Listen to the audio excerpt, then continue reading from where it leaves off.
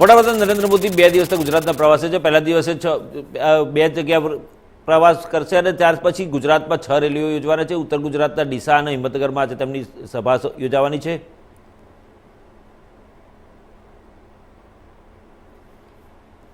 અમિત શાહના fake video કેસમાં દિલ્હી પોલીસે કરી કાર્યવાહી. તેલંગાણાના મુખ્યમંત્રી રેવંત રેડ્ડીને સમન્સ પાઠવી. દિલ્હી પોલીસે 28 એપ્રિલે આ મામલામાં એફઆઈઆર નોંધી હતી. હેમંત સોરેનની જામીન અરજી પર સુનાવણી હાથ ધરાશે. હેમંત સોરેનની જામીન અરજી પર 23મી એપ્રિલે સુનાવણી થઈ હતી. આ સુનાવણી દરમિયાન ઈડીએ કોર્ટમાં તેનો જવાબ દાખલ કરવા માટે વધુ સમય માંગ્યો હતો. રાષ્ટ્રપતિ દ્રૌપદી મુર્મુ અયોધ્યામાં રામલલાની મુલાકાત લેશે. રામલલાની પૂજા કરશે અને સરયુ આરતીમાં હાજરી આપશે. હનુમાનગઢી અને કુરબેલ ટીલીમાં પણ જશે.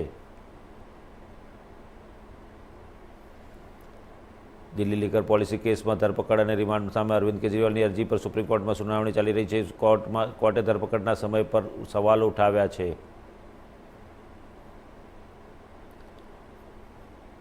કોંગ્રેસની નવી યાદીમાં હરિયાણાની 1 બેઠક, હિમાચલ પ્રદેશની 2 બેઠક અને મહારાષ્ટ્રની 1 બેઠક માટે ઉમેદવારોના નામ જાહેર કરવામાં છે. રાજ બબ્બર ગુડગાંવથી ચૂંટણી લડશે.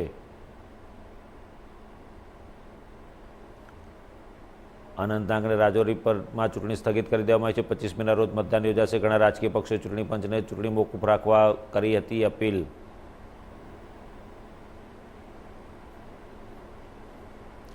લોકસભાની ચૂંટણી 2024 માટે બધાની નજર ઉત્તર પ્રદેશની અમેઠી સીટ પર છે. રાહુલ ગાંધીને અમેઠી ચૂંટણીથી લડાવવાની માંગણી ઉઠવા પામી છે. કોંગ્રેસ કાર્યાલયની બહાર કાર્યકરોએ વિરોધ વ્યક્ત કર્યો હતો.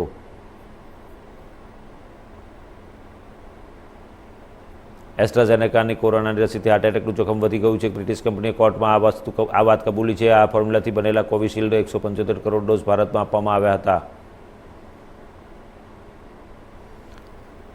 હવામાન વિભાગના જણાવ્યા અનુસાર બંગાળ બિહારમાં તીવ્ર ગરમીનું એલર્ટ જાહેર કરવામાં આવ્યું છે. જ્યાં હરિયાણા સહિત રાજ્યોમાં વરસાદની આગાહી વ્યક્ત કરવામાં આવી છે.